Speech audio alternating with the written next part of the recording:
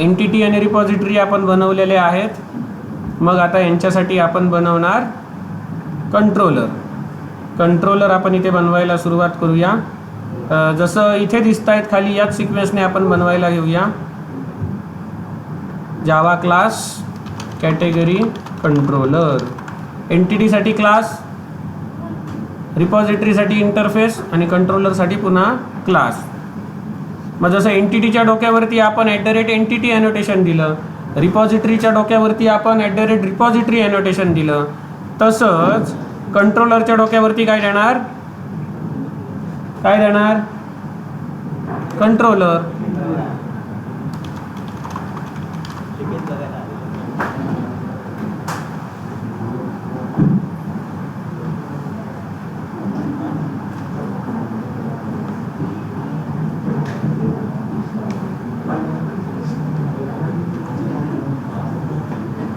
आता इथे आपण ॲक्च्युअल API क्रिएट करणार.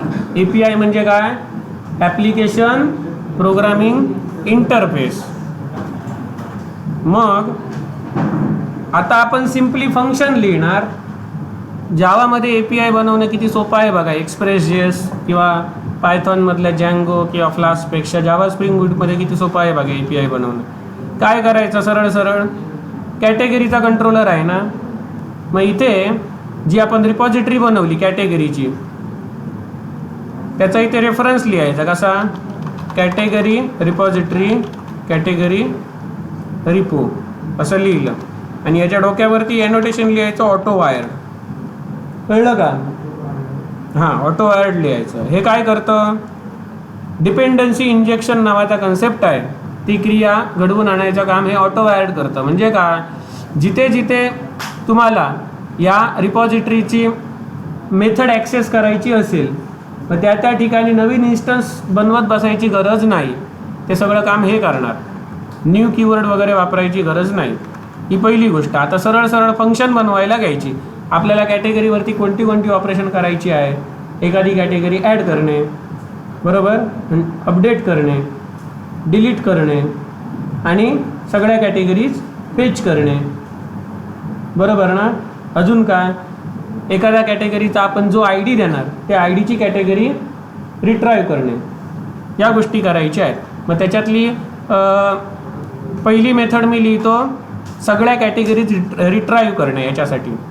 मग त्या फंक्शनचं आपण नाव काय लिहूया? मेथडचं नाव काय लिहूया? फाइंड ऑल असं लिहूया. समजा फाइंड ऑल किंवा गेट ऑल, जे काय पाहिजे ते. मग इथे जावामध्ये जो फंक्शन असतो त्याला रिटर्न टाईप इथे लिहावा लागतो. मग ही मेथड काय रिटर्न करणार? तर सगळ्या कॅटेगरीची लिस्ट रिटर्न करणार. कळलं ना? सगळ्या कॅटेगरीची लिस्ट रिटर्न करणार. मग इथे तुम्ही काय घेऊ शकता? लिस्ट ऑफ कॅटेगरी हे रिटर्न करणार. हे इम्पोर्ट करूया java.util.list. त्याच्यानंतर हे फंक्शन काय रिटर्न करणार? ही लिस्ट कुठून मिळणार? तर डेटाबेसमधून मिळणार. मग डेटाबेसमधून आपल्याला लिस्ट कोण मिळवून देतो? तर ही रिपॉझिटरी मिळवून देते. मग इथे याची फाइंड ऑल नावाची मेथड आहे, जी काय करते? जेवढ्या कॅटेगरीज आहेत त्याची लिस्ट बनवून तुम्हाला रिटर्न करून देणार. कळलं? सिलेक्ट स्टार फ्रॉम टेबल वगैरे क्वेरी लिहित बसायची गरज नाही. मग हा स्प्रिंग बूटचा फायदा आहे, त्याच्यामुळे कोडिंग कमी पडतं. मग आता ही मेथड UI मधून आपण ॲक्सेस कशी करणार? तर गेट आणि पोस्ट असे 2 भाग सांगितले. कळलं का कविता? मोबाईलमध्ये काय आहे? इथे मग काय करणार मी? गेट मॅपिंग आणि इथे मी काय करतो? /कॅटेगरी असं लिहितो. म्हणजे गेट मॅपिंगमध्ये /कॅटेगरी/ हे UI मधून मी जेव्हा फायर करणार, HTML मधून म्हणा किंवा फ्लटरमधून म्हणा, तेव्हा मला काय मिळणार? सगळ्या कॅटेगरीजची लिस्ट मिळणार. आणि ती कोणत्या स्वरूपात मिळणार? जेसॉनच्या स्वरूपात. म्हणून इथे मी काय लिहिणार? Response body. म्हणजे त्याचं रूपांतर तो जेसॉनच्या स्वरूपात करणार आणि तुम्हाला जेसॉन ॲरे देणार सगळ्या कॅटेगरीचा. कळलं? हे पहिलं फंक्शन झालं.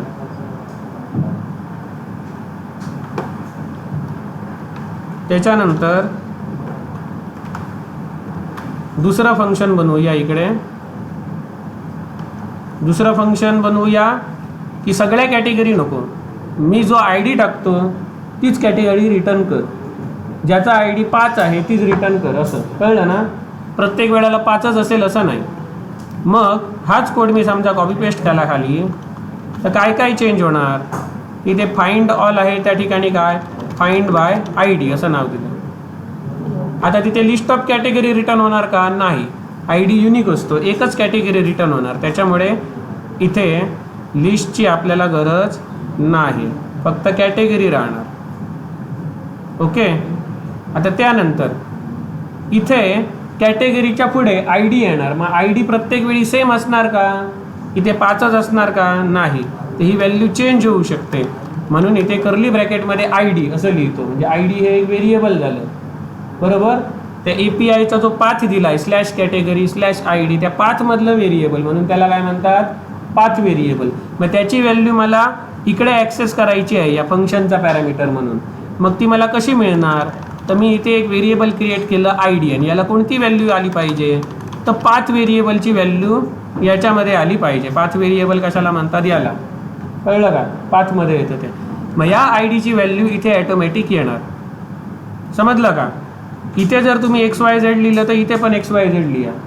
आणि जर तुम्ही म्हटलात, हट्टच केलात की नाही मला काहीतरी वेगळंच लिहायचं आहे, इथे जर तुम्ही XYZ लिहायचं आहे, इथे आय डीत लिहायचं आहे, तर मग काय करावं लागेल, इथे तुम्हाला कंसात लिहावं लागेल आय डी. म्हणजे काय, आय डी नावाचं जे पाथ व्हेरिएबल आहे त्याची व्हॅल्यू XYZ व्हेरिएबलला दे. कळलं ना. XYZ म्हणा, X म्हणा, Y म्हणा, जे काही व्हेरिएबल आहे तिथे दे. पण जर या व्हेरिएबलचं नाव आणि या पाथ व्हेरिएबलचं नाव सेम असेल तर इथे तुम्हाला कंसात लिहायची गरज नाही. कळलं का. मग आता या रिपॉझिटरीची एक मेथड आहे, काय, find by I D. Find by I D नावाची मेथड आहे, त्याला मी हा आय डी पास केला आणि इथे गेट ही मेथड केली. हे काय करणार की इथे जो काय आय डी असणार स्लॅश कॅटेगरी स्लॅश 5 दिला, तर 5वा जो कॅटेगरी आहे त्याचाच ऑब्जेक्ट तुम्हाला रिटर्न करणार. कळलं का. सगळे कॅटेगरी रिटर्न करणार नाही. हा दुसरा API बनवला. कळलं का. 2 API आपण असे बनवले. हे समजलं.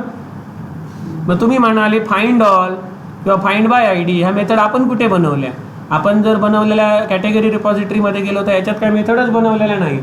मग या मेथड कुठून येतात, कोण सांगेल. Find all find by I D कुठून आल्या, बघूया. काय शिकलात जावा आणि C++ OOP मध्ये, सांगा. कॅटेगरी रिपोचाच ऑब्जेक्ट इकडे दिसतोय ना तुम्हाला हा. मग याच्या find all find by I D या मेथड कुठून आल्या, हात वर करा. कोण सांगेल, कोण सांगेल. आदर्श कांबळी, कोण सांगेल कुठून आल्या. जरा या एवढ्याशा कोडकडे बघा तरी तिचंच उत्तर आहे. हां, वर नाही आहे, दिसतंय त्याच्यातच आहे उत्तर. सांग हे मांगी कुठून आल्या. हिंट देतो तुम्हाला. चला आता हिंट दिली, आता सांगा. हां, कोणाकडून कोणाकडून JPA रिपॉझिटरीकडून, म्हणजेच काय, पॅरेंटकडून. बरोबर ना. पॅरेंटमध्ये मेथड होत्या त्या find I D find by I D वगैरे, त्या याला मिळाल्या. बरोबर ना. म्हणजे सिलेक्ट स्टार फ्रॉम टेबल वगैरे जो काय कोड आहे तो आपण लिहिला नाही, तो त्यांनी ऑलरेडी स्प्रिंगच्या डेव्हलपर्सनी ह्याच्यात टाकून ठेवलेला. कळलं ना. आपल्याला फक्त त्या आयत्या मेथड वापरायच्या आहे, तिथे क्वेरी वगैरे लिहित बसायच्या नाही आहेत. एवढं काम स्प्रिंगमध्ये सोपं झालं आहे. तर हे झालं. असंच सेव्ह करायची पण मेथड आहे त्यांच्याकडे. भरपूर मेथड्स आहेत. तुम्ही जे पेजिनेशन असतं, म्हणजे समजा 1000 रेकॉर्ड्स असतील, त्याच्यातली फक्त 10 पेज दिसली पाहिजेत. नेक्स्टवर क्लिक केल्यानंतर पुढची 10 रेकॉर्ड दिसली पाहिजेत. नेक्स्टवर क्लिक केल्यावर पुढची 10 रेकॉर्ड. ते पण सगळं आहे आणि त्याचं मी ऑलरेडी यूट्यूबवरती ते सगळं बनवून टाकलेलं आहे. ते आता दाखवत राहिलो तर वेळ लागणार. बरोबर ना. मेन प्रोजेक्टच्या दृष्टीने जेवढं लॉजिकल आहे तेवढं दाखवतो. आता हे ऑब्जेक्ट जर सेव्ह करायचं असेल तर काय करणार, तर इथे एक आपण फंक्शन बनवूया. सेव्ह केल्यानंतर काय आपण रिटर्न करूया, 1 किंवा 0 रिटर्न करूया. 1 म्हणजे सेव्ह झालं, 0 म्हणजे नाही झालं. असं आपण करूया. मग त्याच्यासाठी आपण काय करू शकतो, इथे रिटर्न टाईप काय असणार, इंटिजर. फंक्शनचं नाव काय करू ठेवूया, सेव्ह. मग सेव्ह काय करणार आपण, एम्प्लॉईचा ऑब्जेक्ट, हा एम्प्लॉई नाही, कोणतो, कॅटेगरीसाठी बनवतो आहे ना, कॅटेगरीचा ऑब्जेक्ट. आणि रिपॉझिटरीमध्ये सेव्ह नावाची मेथड आहे, याला ही कॅटेगरी मी पास करतो. हा काय करणार, या कॅटेगरीच्या ऑब्जेक्टमध्ये जर आय डी नल असेल तर त्याला नवीन आय डी असाइन करणार आणि नवीन रेकॉर्ड इन्सर्ट करणार. कळलं का? आणि जर इथे आय डीची व्हॅल्यू नल नसेल, जर समजा या कॅटेगरीमध्ये आय डी 5 असेल, टायटल त्याचं काहीतरी असेल, बाकीचे डिटेल काय पण असू देत, पण आय डी जर 5 असेल तर तो काय करणार, एक्झिस्टिंग टेबलमध्ये आय डी 5 असणारा रेकॉर्ड कुठला आहे ते बघणार आणि त्याची व्हॅल्यू अपडेट करणार. म्हणजे आय डी जर नल पास केला तर ही मेथड इन्सर्ट करणार आणि आय डी जर नॉट नल असेल तर अपडेट करणार. म्हणजे इन्सर्ट आणि अपडेटचं दोघांचं काम कोण करते, सेव्ह मेथड करते. मग अपडेटसाठी वेगळं इथे काय परत लिहायची गरज नाही.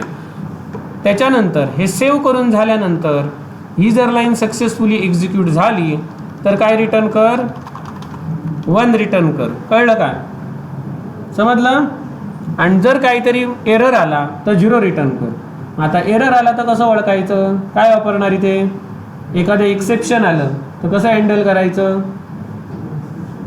काय शिकलात जावामध्ये बघूया, कसं सांग प्राची.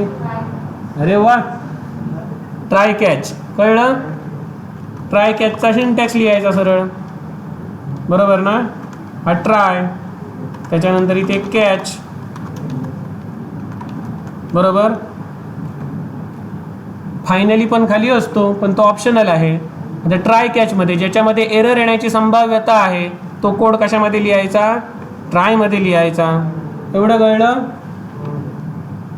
जर याच्यात काहीच एरर वगैरे नाही आला तर काय होणार, रिटर्न 1 होणार. कॅचमध्ये कुठला तरी एरर आला, ते मरणाचे एरर आहेत, null pointer exception, number format exception वगैरे वगैरे. तर सगळ्या एररचा बाप कोण आहे, एक्सेप्शन. सगळ्यांचा सुपर क्लास, सगळ्यांचा पॅरेंट क्लास कोण आहे, एक्सेप्शन. याला काहीतरी नाव दिलं EX म्हणून. जर एखादं एक्सेप्शन ऑकर झालं तर काय कर, 0 रिटर्न कर. याचा अर्थ काय, ही कॅटेगरी तो सेव्ह करायचा प्रयत्न करणार. ओके, जर सेव्ह झाली तर काय या कॅचमध्ये जाणार नाही, रिटर्न 1 होणार. ओके, आणि जर एरर आला तर कुठला तो एरर येऊन दे, तो याचाच सब क्लास असणार, एक्सेप्शनचा सब क्लास म्हणजे चाइल्ड क्लास असणार, बरोबर ना. मग तो काय होणार, इथे कॅच पकडला जाणार. मग याच्यात एकदा कंट्रोल आला की रिटर्न काय होणार, 0. रिटर्न 0 एकदा आलं की कर्सर तुमच्या फंक्शनमधून बाहेर पडणार. कळलं का, रिटर्न कीवर्ड एकदा मिळाला की. मग खाली किती ते रिटर्न कीवर्ड असू दे तिकडं तो बघणारच नाही. समजलं. रिटर्न काय करतं, कर्सरचा जो फ्लो आहे त्याला बाहेर फेकून देतं, पण बाहेर फेकून देताना ही व्हॅल्यू पाठवतं, 0 व्हॅल्यू पाठवणार. रिटर्न टाईप इथे इंटिजर काय लिहिलं आहे तो कळलं का, कारण इथे 0 1 हे काय आहेत, इंटिजर आहेत म्हणून. फंक्शन जी व्हॅल्यू रिटर्न करणार त्याचा डेटा टाईप म्हणजेच फंक्शनचा रिटर्न टाईप. तर सेव्ह झालं, फाइंड बाय आय डी झालं, फाइंड ऑल झालं. अजून काय आहे, याला हे राहिलं. आता हा UI मधून आपण कॉल कसा करणार, असं काहीतरी केलं पाहिजे ना, गेट मॅपिंग वगैरे. मग जिथे आपल्याला डेटा सेव्ह करायचा असतो तिथे आपण काय वापरतो, post mapping slash category. Okay, याच्यावरती पोस्ट मॅपिंग. तुमच्या माहितीसाठी तुम्ही असं स्लॅश सेव्ह पण पुढे टाकू शकता तुमच्या माहितीसाठी. ओके, ते आपण टाकूया तुम्हाला ओळखायला सोपं जावं म्हणून. त्याच्यानंतर हा रिटर्न काय करणार, 1 किंवा 0 रिटर्न करणार. त्याच्यानंतर इथे हा जो कॅटेगरीचा जो डेटा येणार तो कशामधून येणार, जेसॉनच्या स्वरूपात येणार, म्हणून रिक्वेस्ट बॉडी. आणि रिस्पॉन्ससुद्धा कशामध्ये मिळणार, जेसॉनच्या स्वरूपात, म्हणून रिस्पॉन्स बॉडी.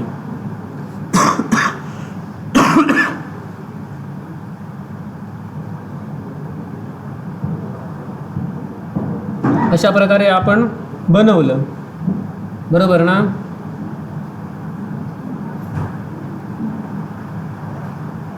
आता शेवटचं राहिलं काय, डिलीट. डिलीटचं सोपं आहे. हे जे आहे ना फाइंड बाय आय डी, हेच कॉपी पेस्ट करूया.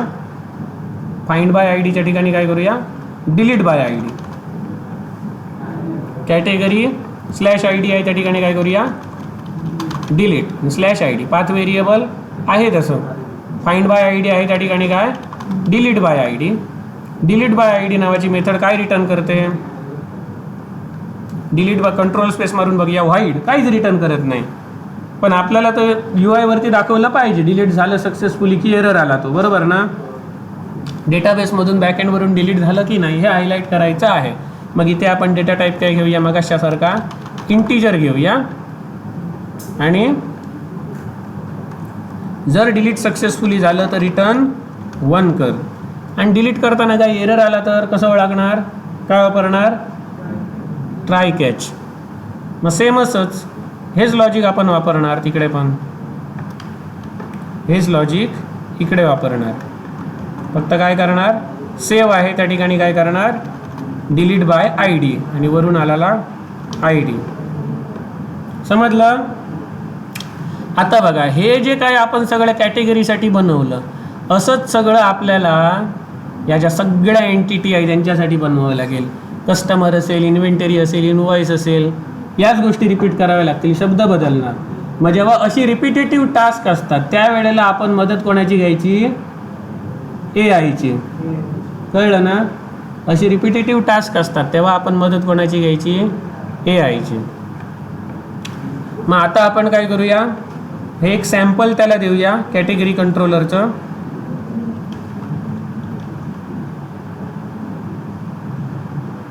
कोणाकडे जाऊया, जेमिनीकडे जाऊया की ChatGPT कडे जाऊया.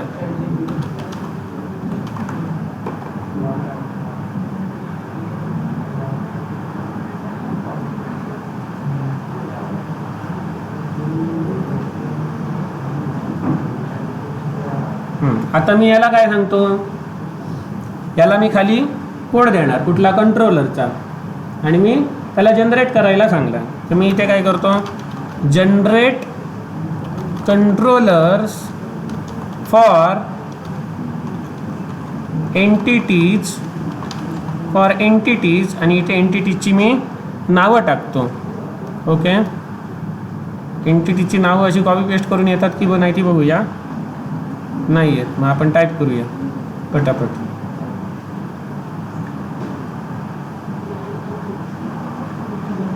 फॉर एंटिटीज कॅटेगरीचा ऑलरेडी आपण बनवला, बरोबर ना. Customer, inventory, invoice details, product, shop आणि supplier. Okay, generate controllers for entities, customer, inventory, हे जे जे काय स्पेलिंग व्यवस्थित आपण सगळी टाकली कारण त्यात नावाचे तो बनवणार.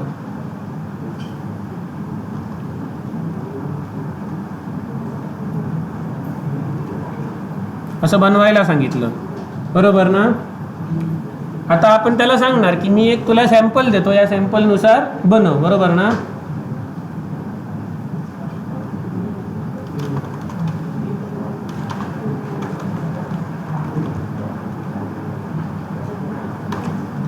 As I have created controller for entity category as follow. कसं पण लिहा, तोडकं मोडकं इंग्लिश जरी दिलं तरी त्याला समजणार. काय म्हणतोय, कॉपी पेस्ट होत नाही. लॉग इन करायला सांगतो, लॉग इन करायला सांगतो म्हणजे हे जाणार आहे. आधी कुठेतरी कॉपी पेस्ट करून ठेवूया. ठीक आहे, आता करूया log in.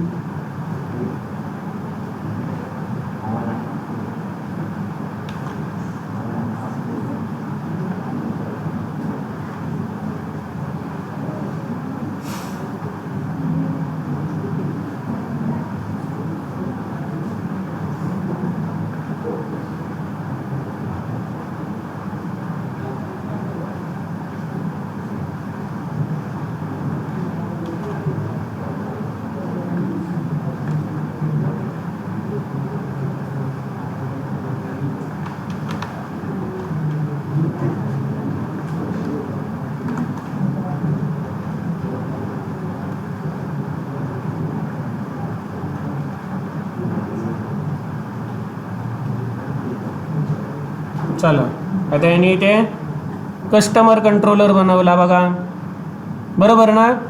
Find all customer repo वगैरे वगैरे. इन्व्हेंटरी कंट्रोलर बनवला.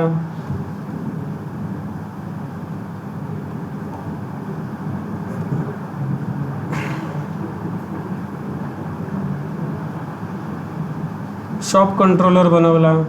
सप्लायर कंट्रोलर बनवला. त्यांनी सांगितलं की तुम्ही जसं कॅटेगरी कंट्रोलर दिला त्याच स्ट्रक्चरमध्ये हे कंट्रोलर मी बनवले.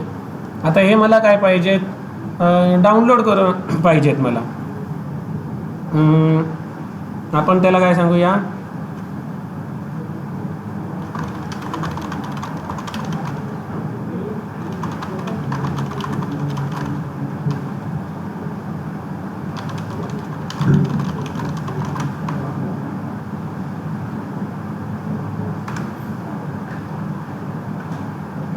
बघूया करून देतोय का, नाही तर आपल्याला कॉपी पेस्ट करावं लागेल.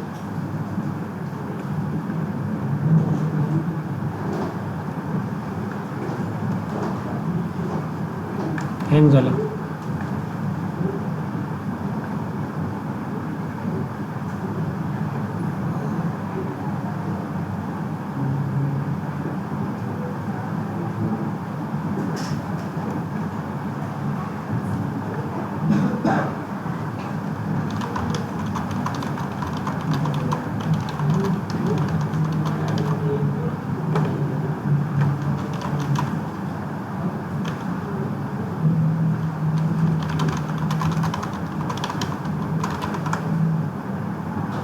त्याला सांगितलं put all this Java files in single zip folder and give me download link.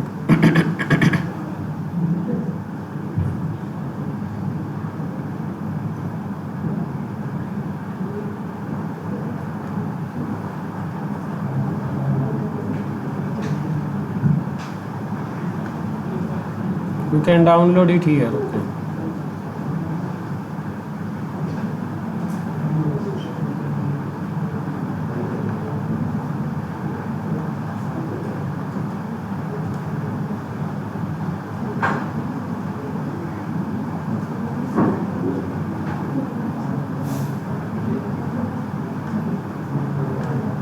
काहीतरी बाबा डाउनलोड झालंय, बघूया.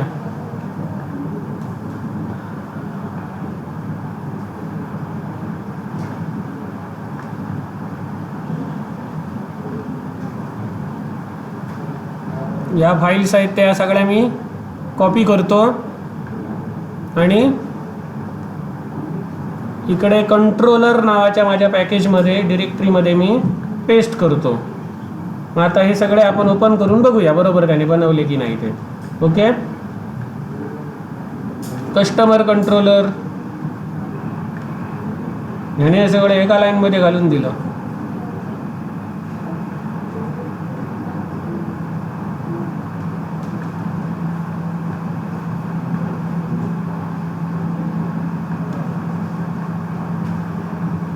आहे बरोबर, एररलेस आहे सगळं, पण त्याने एका एका लाईनमध्ये सगळी फंक्शन लिहून दिली.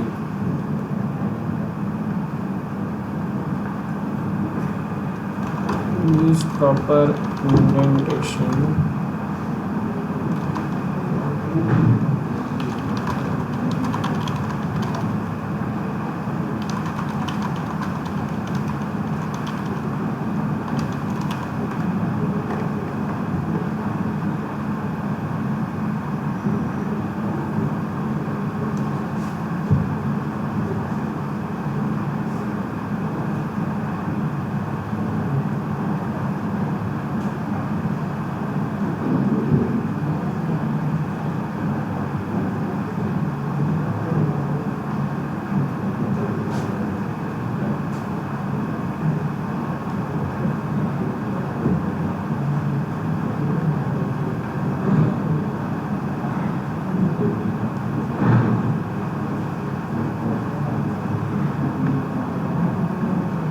हे सगळे मी कॉपी करतो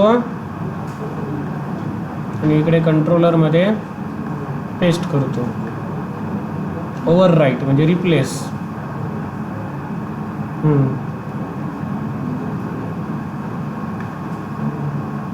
बनवलाय.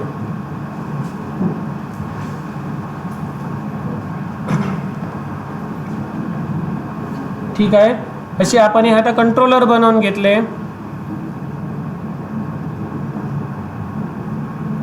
तर आता आपण हा बॅकएंड टेस्ट करून बघूया. ठीक आहे. बॅकएंड आपला बनलेला आहे. किती तासात बनला? किती वाजता आलात तुम्ही इकडे? 11ला तरी सुरुवात झाली ना साधारण. 11 की 11:30 वाजले. किती? 12:20. म्हणजे साधारण किती तास लागला? 1.5 तास. 1.5 तासात बॅकएंड झालं. एक्सप्लेन करत सांगून. तुम्ही स्वतःहून मन लावून केलं तर लवकर होणार. मी बडबड करत तुम्हाला सांगत करतो म्हणून तेवढा वेळ गेला. तर आता आपण हे रन करूया. इथे जर रनचं बटन नाही दिसलं तर काय रन करायचं? इकडे IMS ॲप्लिकेशन म्हणजे तुमच्या प्रोजेक्टचं नाव ॲप्लिकेशन, ही फाईल दिसणार ट्रायंगलवाली, सुरुवातीला एकदम दाखवलेली ती.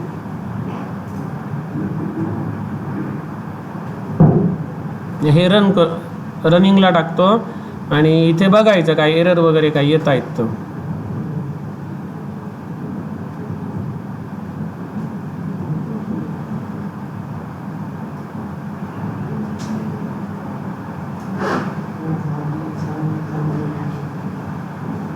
काहीच एरर आलेला नाही आहे. एवढा मोठा आपण सगळा कोड केला, सगळा व्यवस्थित केला, काहीच एरर आलेला नाही आहे. त्याच्यानंतर आता आपण जरा डेटाबेसमध्ये जाऊन बघूया की टेबल वगैरे बनली आहेत का.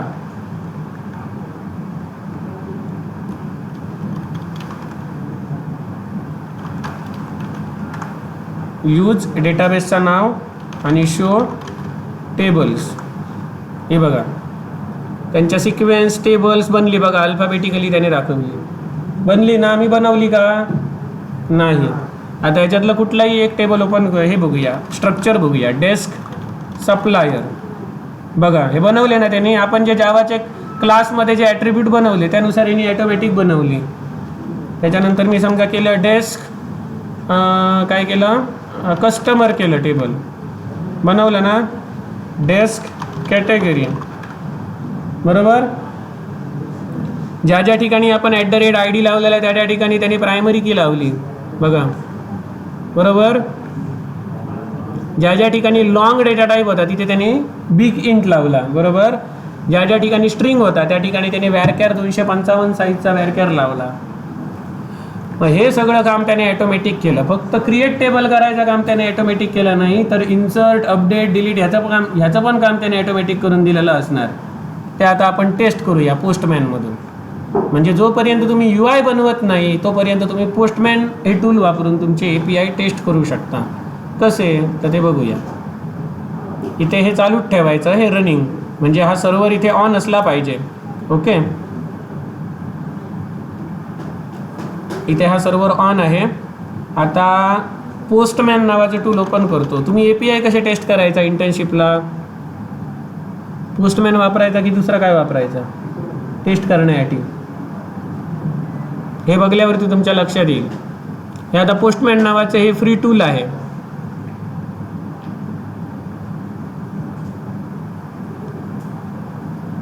ते वापरून तुम्ही API टेस्ट करू शकता.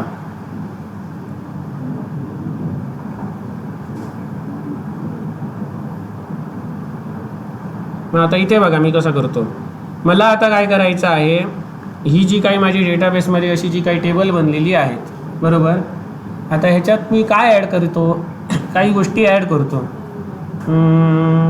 शॉपच्या वाट्याला सध्या जाऊया नको, ही बाकीच्या जे गोष्टी आहेत त्याच्यात जाऊया आपण. प्रोडक्ट इन्व्हेंटरीचा सगळ्यात महत्त्वाचा गाभा काय आहे इथे? प्रोडक्ट. मग प्रोडक्ट ॲड करण्यासाठी तुम्हाला काय पाहिजे? ID कॅटेगरी पाहिजे, बरोबर ना. मग त्याच्यासाठी सगळ्यात पहिली आपण कॅटेगरी ॲड करूया. ID आणि टायटल हे दोन गोष्टी आपल्याला पास करावे लागतील. मग इथे आता लक्ष द्या, इथे आता याचा फॉन्ट बिंट कसा मोठा करतात मला माहिती नाही, जे तुम्हाला व्यवस्थित दिसेल हे बघूया. इथे सेटिंगमध्ये जाऊन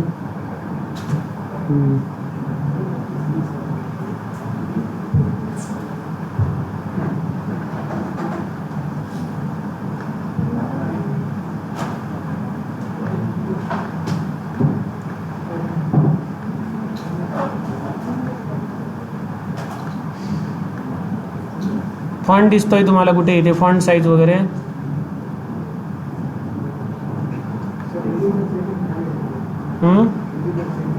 कुठे आहे?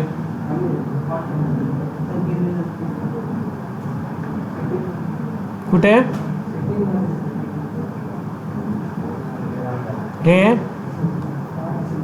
हे बघा, हे बघा इथे फॉन्ट साईज हे बघा आहे. हा एडिटरचा फॉन्ट असणार वाटतं. बघूया 30 करूया.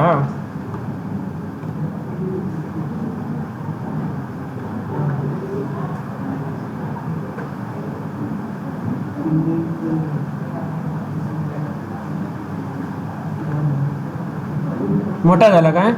तेवढाच आहे. असू दे, दिसतंय ना तुम्हाला? हे ज्यांना दिसत नसेल त्यांच्यासाठी इथून भिंग काढतो. हे बघा आता इथे बघा, लोकल होस्ट कोलन 8080 हा काय आहे? IP ॲड्रेस समजा तुमच्या सर्व्हरचा. ओके, सध्या लोकल मशीनवर आहे म्हणून इथे लोकल होस्ट कोलन 8080. नाही तर तुम्ही हे ॲप्लिकेशन जिथे होस्ट करणार त्याचा IP ॲड्रेस म्हणजे हा कॉमन URL असतो. कळलं ना? ह्याच्या पुढे आपण आता काय करणार? कॅटेगरी, एखादी कॅटेगरी मला ॲड करायची आहे. मग कॅटेगरी ॲड करण्यासाठी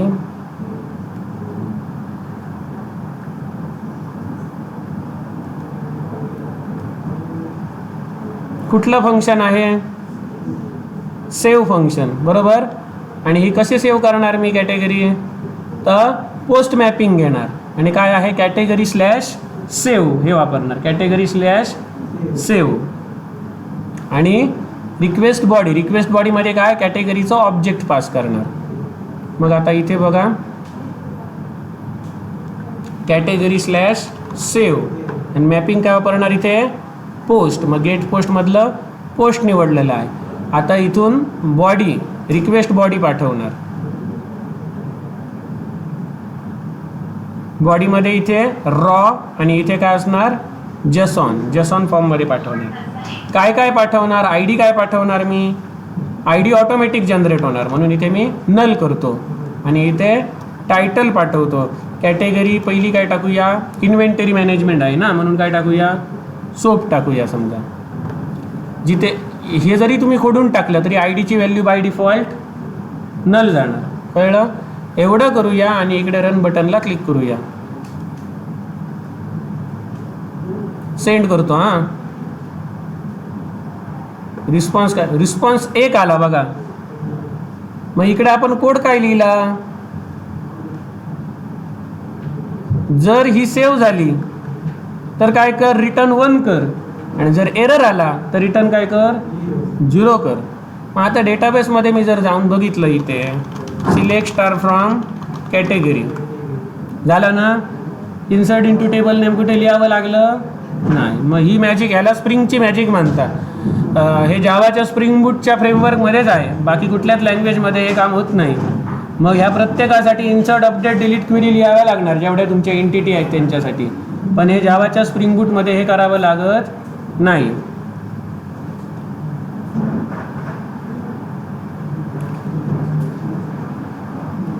तर आता आपण ही एक कॅटेगरी ॲड केली, बरोबर. आता दुसरी कॅटेगरी ॲड करूया. काय करूया? डिटर्जंट. ओके, सेंड केला आणि इकडे डेटाबेसमध्ये जाऊन बघितला, झालं.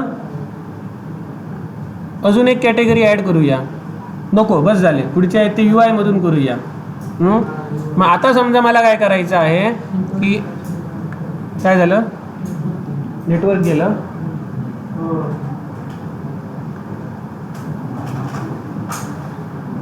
सगळ्यांचंच नेट गेलं. ठीक आहे, एवढंच. एवढी व्हिडिओ इथे थांबवतो.